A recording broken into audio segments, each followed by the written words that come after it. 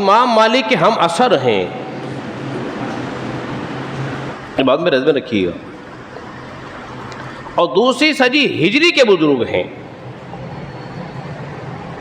کتنی باتیں بیان کی میں نے؟ 3 باتیں بیان کی ہیں کہ امام مالک کے ہم اثر ہیں، دوسری صدی کے بزرگ ہیں، ابھی کے نہیں ہیں۔ وہ فرماتے ہیں کہ رسول اللہ صلی اللہ علیہ وسلم کو میں نے خواب میں دیکھا۔ کسے دیکھ رہے ہیں؟ رسول اللہ کو دیکھ رہے ہیں۔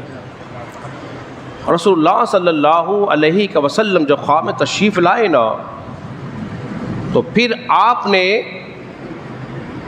نبی پاک علیہ الصلوۃ والسلام نے ان سے فرمایا، اے بشر، تو جانتا ہے اللہ تبارک و تعالیٰ نے تیرا رتبہ تیرے زمانے کے لوگوں میں کیوں بلند کیا ہے؟ کیوں تجھے بلندی اور معرفت عطا کی اپنے زمانے کے لوگوں میں؟ انہوں نے کہا، یا رسول اللہ صلی اللہ علیہ وسلم، میں نہیں جانتا، میں نہیں جانتا، لیکن ہاں حضور تو جانتے ہیں۔ بسا اوقات ایسا ہوتا ہے کوئی کام انسان اپنے زندگی میں کر رہا ہوتا ہے، اس کی عادت ہوتی ہے، ان کاموں کی وجہ سے اس کو معرفت حاصل ہو جاتی ہے،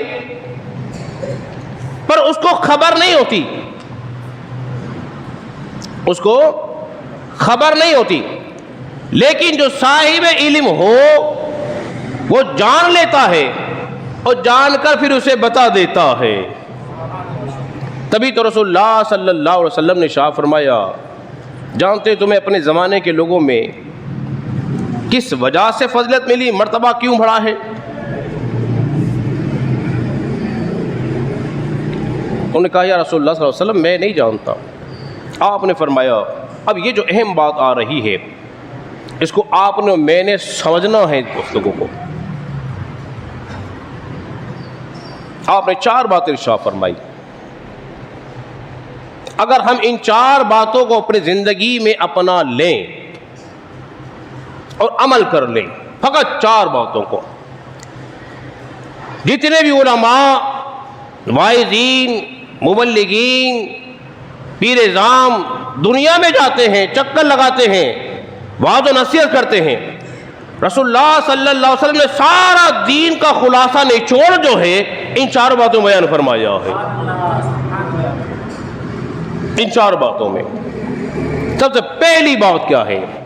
فرمایا، تمہیں جو معرفت الہی حاصل ہوئی ہے بشر، اس کی پہلی وجہ یہ ہے تم اتباع سنت کرتے ہو۔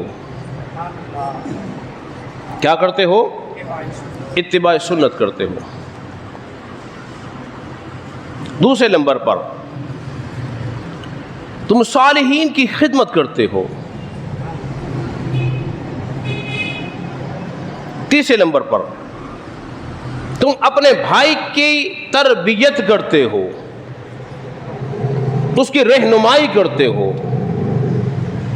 اور چوتھے نمبر پر فرمایا وہ یہ بات ہے کہ تم میرے صحابہ اور اہل بیت سے محبت کرتے ہو۔